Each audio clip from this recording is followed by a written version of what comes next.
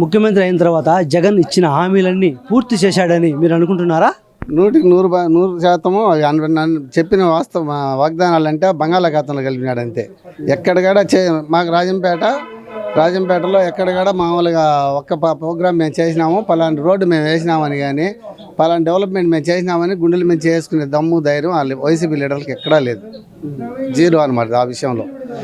అమ్మఒడి అన్నాడు, అమ్మఒడి 15,000 ఇస్తాడు, 13,000 ఇస్తాడు. 13,000 నాయన బుడ్డికి సరిపోవడంలే.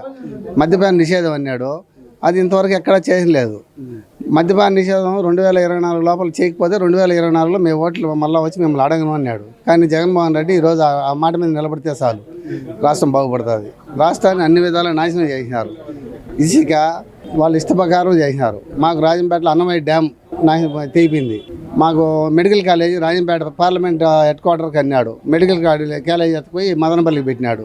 జిల్లా హెడ్ క్వార్టర్ ప్రతి పార్లమెంట్ కాన్స్టిట్యూషన్ అన్నారు, దాన్ని తీసుకుపోయి రాయచోటికి పెట్టినాడు. అన్నమయ్య పేరు అన్నమయ్య పుట్టింది రాజంపేట తాళ్ళపాకలో. ఆ నడయాడిన స్థలము అని రాయచోటి చెప్తారు. వీడికి 60 కిలోమీటర్ల దూరంలో అన్నమయ్య ఇప్పుడు నడయాడినాడు. ఆయన ఉండింది పుట్టింది పెరిగింది తాళ్ళపాక. దాని చుట్టూ దాన్ని ఎత్తుకుపోయి రాజంపేట జిల్లా లేకుండా చేసి ఆడెత్తుకుపోయి వేసినాడు.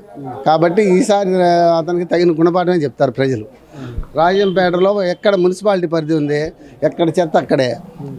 పేరుకు మామూలుగా వాళ్ళ రికార్డెడ్గా 80 మంది ఎంప్లాయీస్ ఉంటే 250 మందికి జీతాలు రాసి తీసుకుంటున్నారు. కానీ ఇవన్నీ అవినీతి అంతా బయట తెలియాలంటే వాళ్ళు మామూలుగా ముందే చైర్మన్ కమిషనర్ వాళ్ళకి ఆత్మ తెలియాలి. గుండెలు మేము చేసుకుని మేము డెవలప్మెంట్ చేసినామని కానీ ఎక్కడైనా చెప్పమని చూద్దాం.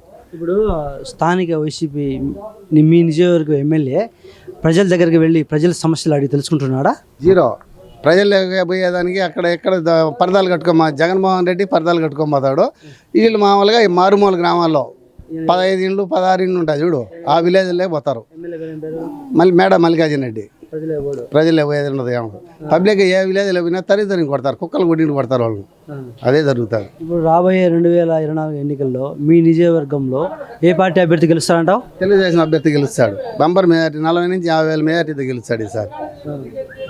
ఇప్పుడు రాబోయే 2024 ఎన్నికల్లో టీడీపీ జనసేన కూటమితో రాబోతున్నారు. వీళ్ళకి ఎన్ని సీట్లు వస్తాయంటావు? 150 నుంచి 160 సీట్లు వస్తాయి. సీన్ రివర్స్ అవుతాయి అన్నమాట, ఇంకా పెరుగుతాయి. 2019లో మాకు 151 ఇచ్చినారు అని వాళ్ళకి ఇది ఉంటున్నాడు. జగన్మోహన్ రెడ్డి వైనాట్ 175 అంటున్నాడు. ఆ మాట తెలుగుదేశం వాళ్ళు అంటున్నారు. ఇప్పుడు వైనాట్ 175 నీకు తెలుగుదేశం వాళ్ళు అంటున్నారు. కాబట్టి నీకు మామూలుగా వాళ్ళకి రాష్ట్రంలో ఎక్కడికక్కడ అభివృద్ధి లేదు, జీరో. పలానా చేసిన ఒక మేనిఫెస్టో విడుదల చేయమను.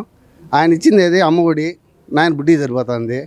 అది తప్పితే వేరే డెవలప్మెంట్ ఏమన్నా చెప్పు, ఎక్కడ ఏం లేదు, జీరో. రాష్ట్రం బాగుపడాలంటే 2024లో ఎవరు ముఖ్యమంత్రి అయితే బాగుంటుందంట? చంద్రబాబు నాయుడు ముఖ్యమంత్రి అయితేనే రాష్ట్రం బాగుపడుతుంది. ఖచ్చితంగా 100కి 100 ఈరోజు అగ్రిమెంట్ రాసుకోవచ్చు.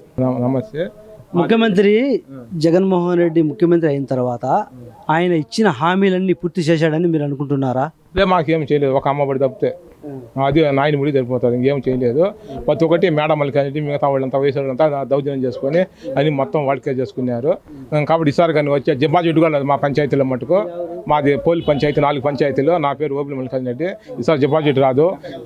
మా పెద్ద ఈసారి బీసీఆర్ తెలుగుదేశం గెలిచారు. నా సంబంధించి మా సచివాలయం పోయి చిన్నపల్లి పక్కన అడవి అవతల, మా పోలి అవతల అడవి ఉన్నది ఒకటి, ఆ అడవిలో కట్టుకొని చూసినారు. అవి నిలిపేసినాము, అవి కోర్టు కేసు నిలిచిపోయి ఉన్నాయి. ప్రతి ఒక్కటి వాళ్ళే దౌర్జన్యం చేసుకుంటున్నారు.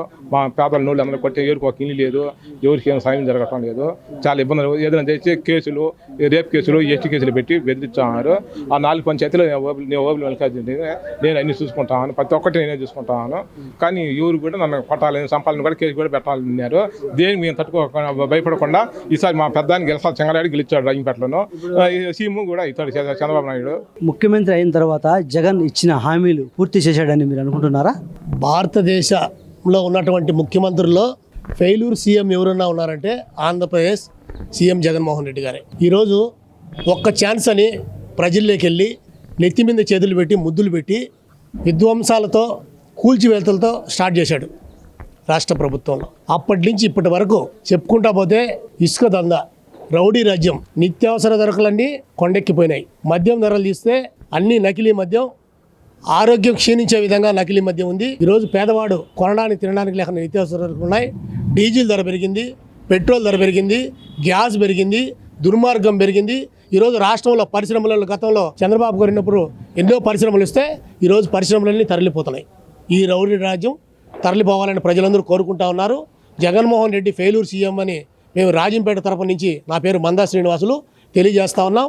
అతను చేసినటువంటి ఏమి హామీలు ఇచ్చాడో అమ్మఒడి అన్నాడు, నాన్న బుడ్డికి సరిపోవడంలే. ఏ ఒక్క పథకమైనా కూడా ఉచితాలని చెప్పేసి ప్రజలను సోమరులు చేసి ఏదో కొద్ది గొప్ప ప్రజలకు ఇచ్చి మిగతా అంతా జోబులు నింపుకునే కార్యక్రమం జరుగుతూ ఉంది.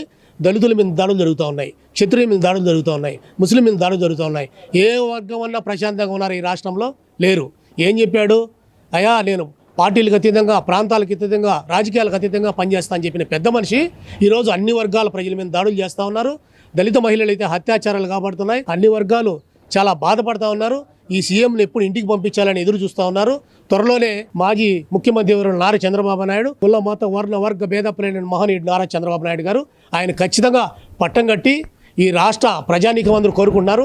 రాజంపేట నుంచి మేము చంద్రబాబు గారికి గిఫ్ట్గా గౌరవనీయులు మా రాజంపేట ఇన్ఛార్జి రాష్ట్ర ప్రధాన కార్యదర్శి బత్యాల చెంగలరాయుడు గారిని అత్యధిక మెజార్టీతో గెలిపించుకొని రాజంపేట గెలిస్తేనే రాష్ట్రంలో గెలుస్తుందనే ఒక నానుడు ఉంది.